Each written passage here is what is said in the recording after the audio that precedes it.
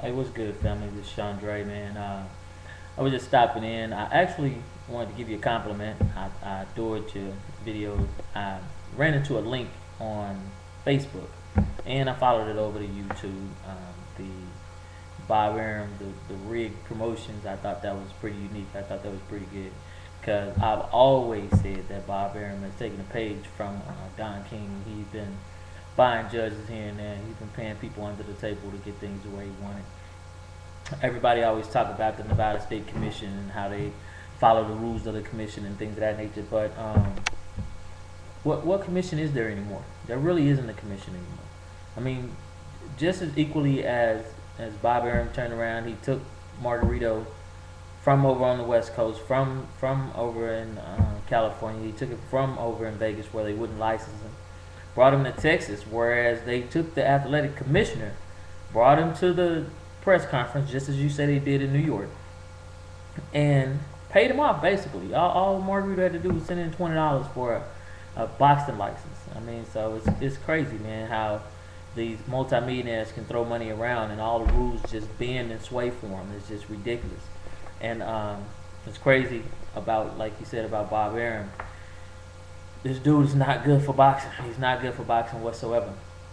I pretty much agree with everything that you had to say, and I do video responses because it's easy for people to just talk, you know. But I don't want to just say the controversy of it, but it's good when you can see one another, the people that you're conversing with. So I think that's a good thing. I agree with pretty much everything you said about the state of boxing, with the particular boxes that you've touched on and things of that nature. Me personally, I still feel like Bob Arum paid Clottey off, and that's why you hadn't heard much from Clottey for a minute. He was like, hey, just let everything disappear and then come on back, and I'm gonna get you back situated and things of that nature.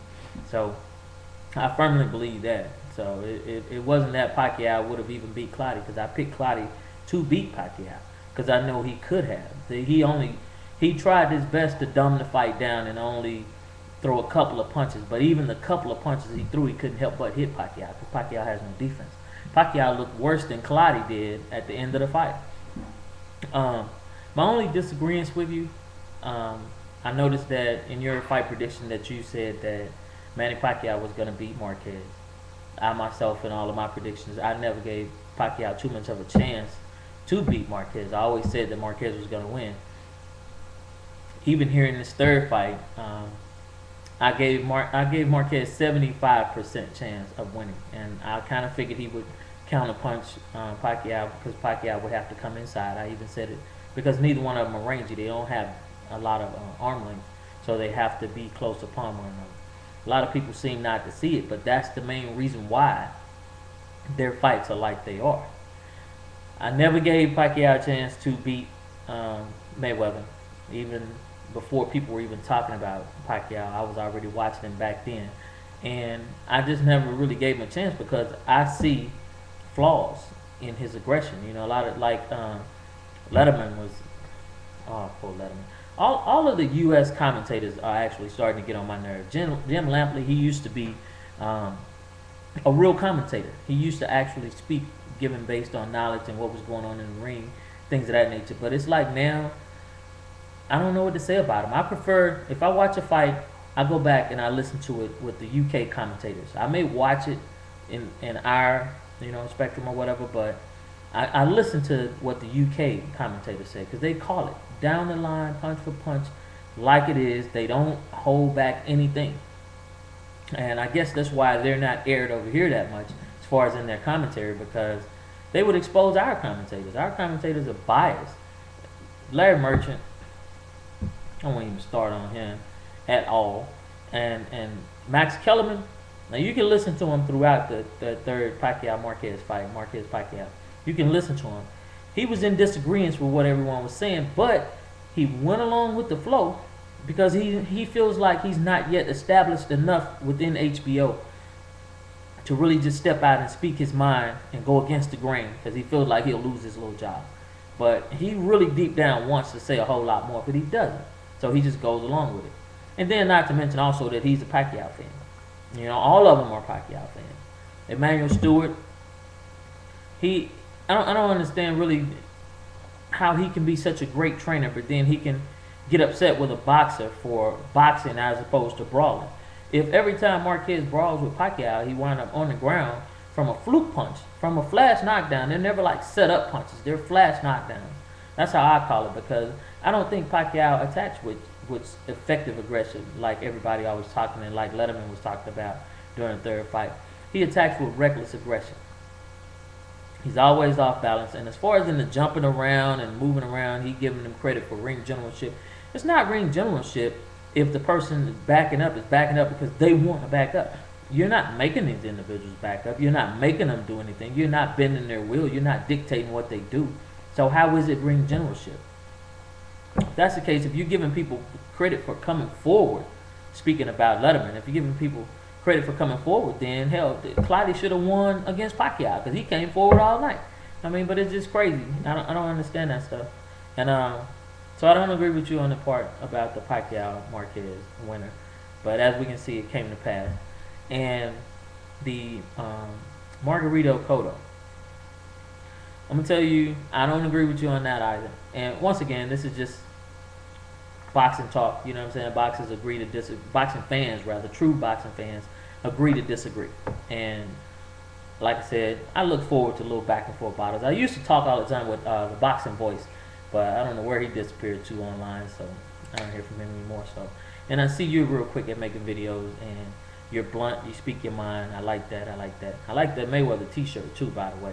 I tried to get my money team jacket, but the motherfuckers haven't sent it to me yet. That's neither here nor there. But I don't agree with you on the Cotto Margarito decision, or what your prediction is. In my eyes, I honestly think that Margarito cheated when he fought Cotto. I've always watched Margarito fights.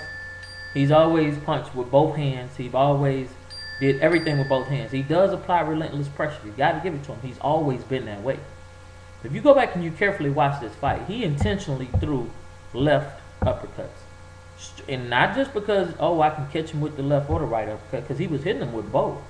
But he intentionally threw freaking 300, 400, 500 left uppercuts. The man cheated. The man know he cheated. I don't think he would have beat Cotto. He was already losing anyway on points. Cotto was already outboxing him easily. I think this fight, they're going to make sure that Margarito comes in with nothing in his gloves. And I think Cotto is going to punish Margarito. I mean, strictly punish. I think he's going to go back to his vicious body attacks, his patented left hook to the body. I think he's going to beat Margarito pretty bad, me personally. I don't think he's going to settle for points. I think Cotto knows that Margarito was kind of, I don't want to say the downfall of Cotto's career, because Cotto is still a top tier fighter. But he has deep tissue damage from that plaster of Paris. You can see now, you can hit Cotto 2 or 3 times, he swelled right up. He never swelled up that bad, no matter how many punches he took. Even with Torres, he didn't swell up that bad. And Torres put some licks on him. But if you turn around and you look from that point on, just like when Pacquiao turned around and fought Cotto, I even picked Cotto to outbox Pacquiao, which he was doing until he started getting hit, though, because like I said, once he got beat with that plaster of Paris, he has deep tissue damage. Hell, a little girl could hit him 2 or 3 times now, he's going to swell up. So, I picked Cotto to actually defeat Margarito. I think it's going to be a good fight, though, because Margarito does have that heart. But I think Cotto is coming in with a lot on his mind. He's coming in with a whole lot to prove to himself. And because he also knows that the loss he took to Pacquiao, he probably wouldn't have taken had he not had the deep tissue damage. And he knows that it comes from those illegal wraps for Margarito. So I think he's going to beat Margarito into a pulp. I really don't think it's even going to be the orbital bone. I think it's just going to actually just be an ass whooping. I don't think it's going to come down to the doctors. He's going to knock him out, or he's just going to be overwhelming him with the TKO. One or the other, just in my opinion. And what else was it? You touched on so many topics. But nonetheless, I'll be waiting on your video response. Then I'll respond in kind, and I guess we can have some real nice boxing conversations. All right? So keep up the good work, man. And get me one of those Mayweather shirts. Yeah, let's do that. I'll let your boy, man. Hit me back. Video. Peace.